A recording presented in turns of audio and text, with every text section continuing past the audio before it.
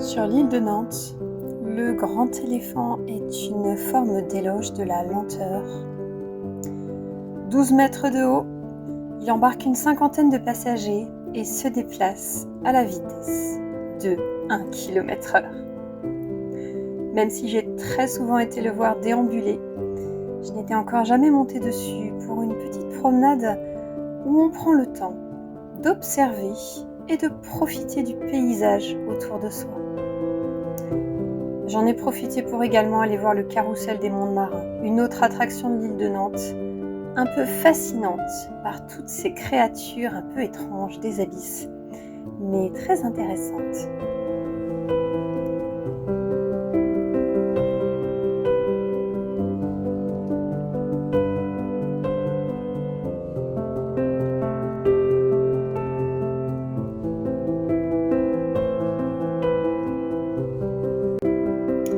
Mon séjour à Nantes a été plutôt pluvieux et je n'ai pas trop eu l'occasion d'observer l'automne et les belles couleurs.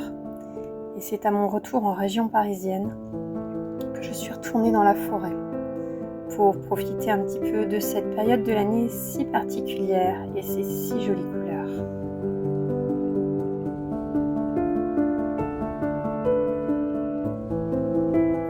En fait, l'automne aurait presque parfois une tendance à me mettre dans une forme de hâte, d'envie de se dépêcher, de profiter de chaque instant, de profiter à fond, de peur que cette période de couleurs magnifiques, si courte dans l'année, ne passe trop vite et que je n'ai pas le temps d'en profiter. Et je crois qu'au contraire, c'est un petit peu le moment de s'arrêter, de se dire que ce n'est qu'un passage. Oui, l'automne passera, l'hiver arrivera, et alors ? L'année prochaine, tout recommencera, le printemps, l'été, puis l'automne à nouveau reviendront. Et chaque saison amènera son propre lot de plaisir et de belles choses à observer. Alors, j'essaie d'arrêter de me hâter. J'essaie de m'installer dans l'instant présent, de profiter tout simplement et de rentrer dans mon cocon pour le début de cette période plus froide, où je vais plus profiter de l'intérieur.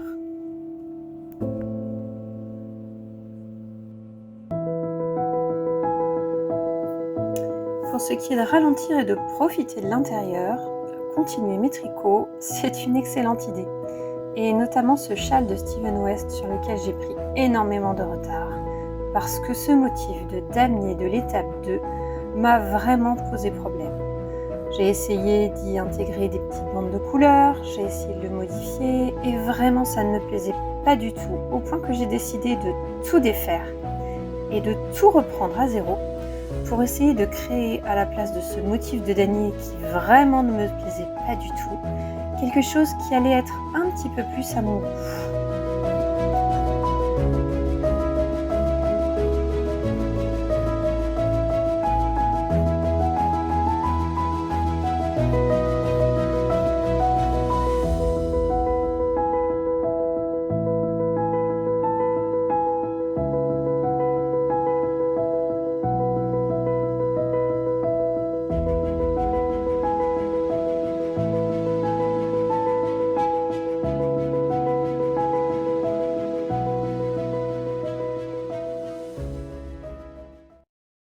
Je repars au début, j'ai gardé que le premier triangle de l'indice 2 puisque voilà, ça me convenait vraiment pas.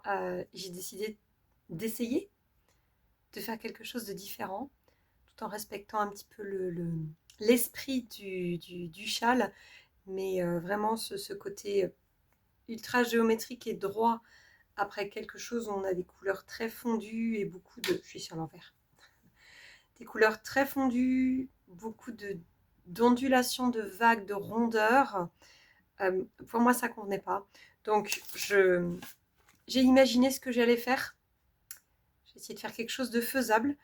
Ça ressemble à ça sur mon petit schéma. C'est pas du tout parlant. Je vais voir ce que ça donne et puis on va voir si ça me convient et si ça marche. Alors, comme j'ai tout défait et qu'à chaque fois on coupe le fil, du coup, j'ai plein de petits bouts. Mais ce que j'ai imaginé va aussi nécessiter plein de petits bouts. Donc voilà, on va voir ce que ça donne et comment j'adapte ce châle Steven West pour en faire quelque chose qui moi me plaît.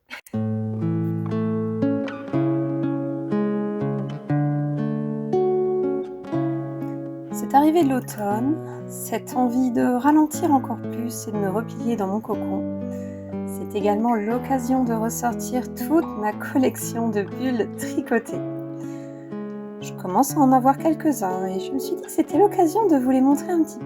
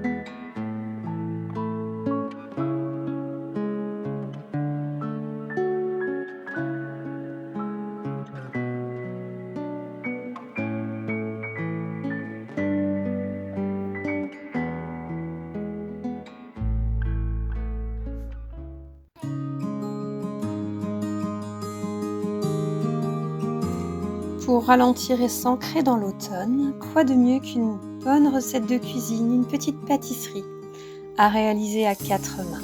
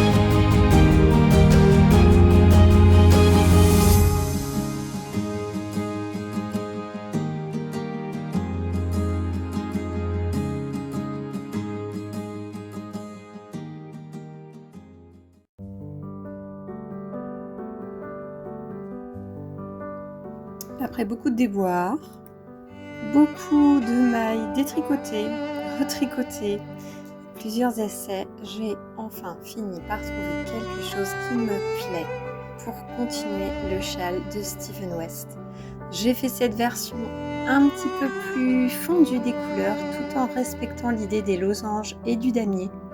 Et je trouve que ça s'intègre beaucoup mieux au reste de mon tricot et à mes couleurs que mes versions précédentes. Enfin, me voilà satisfaite et je peux continuer avec la suite de l'étape 3.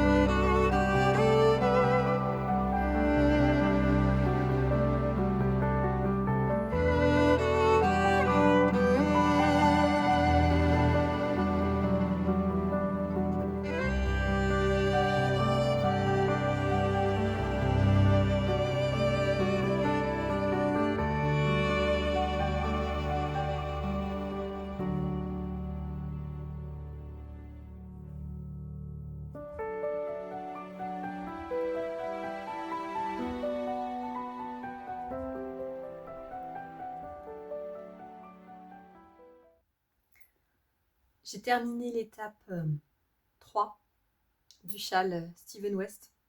Je suis complètement en retard, hein, clairement.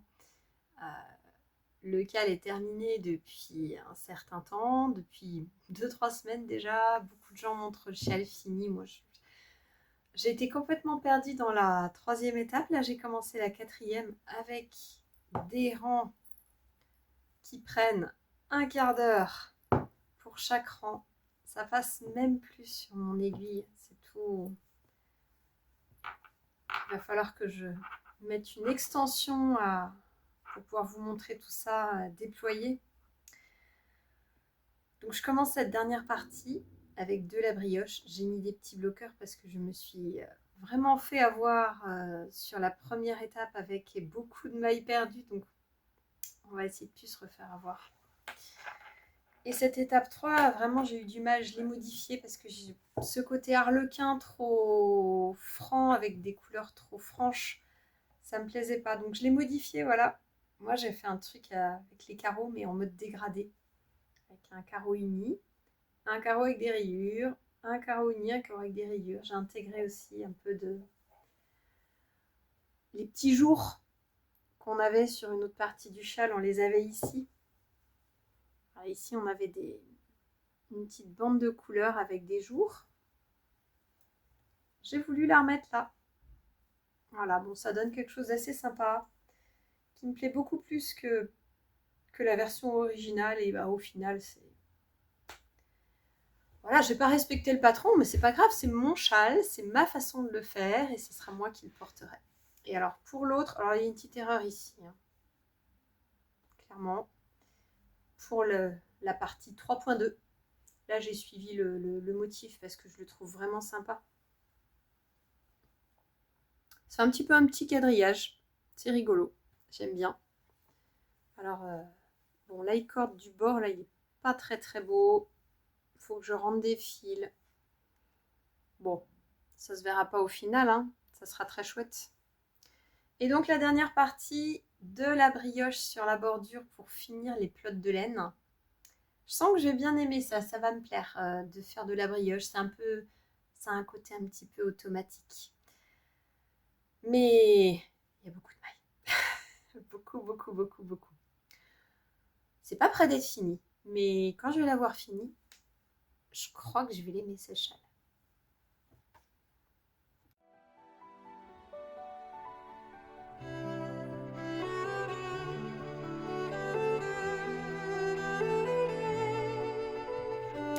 Si le châle Steven West n'a pas avancé de façon optimale, c'est aussi parce que j'ai été missionnée pour une autre réalisation au crochet. Si vous avez des enfants, vous connaissez sans doute cette étrange créature, mi-doudou, mi-petit monstre, qui s'appelle la boubou. Ma fille en a reçu un, l'original, que vous pouvez voir au milieu, et ma plus jeune fille en voulait un aussi, donc j'en ai réalisé un premier au crochet, puis un deuxième pour l'aîné qui en a maintenant 2, un vrai et un copié.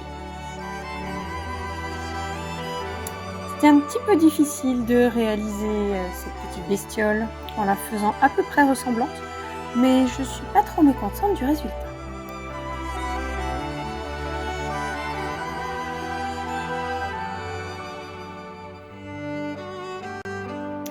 J'ai également réalisé un petit pull sans manches pour ma fille cadette, avec un reste de laine Calinou de Bergère de France. Au départ, il était censé être pour ma fille aînée, mais en le tricotant, je me suis rendu compte d'abord que je n'allais pas avoir assez de laine pour faire une taille 8 ans, et aussi que j'avais prévu quelque chose d'un petit peu trop étroit et que ça allait beaucoup mieux convenir à la cadette. Du coup, la grande a choisi un mélange de laine, une laine basique mérino de Katia et un petit mohair très sympathique, pour que je lui réalise également son petit pull sans manches. J'avoue que je trouve son choix plutôt intéressant et je vais beaucoup m'amuser à tricoter le pull sans manches de ma fille aînée.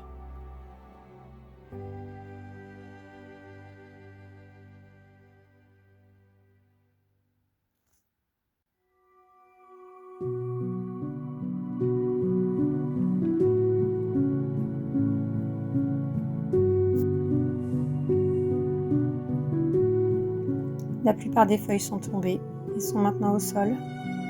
Cette mi-novembre, le froid fait son arrivée. La saison automnale prend fin et l'hiver va bientôt commencer.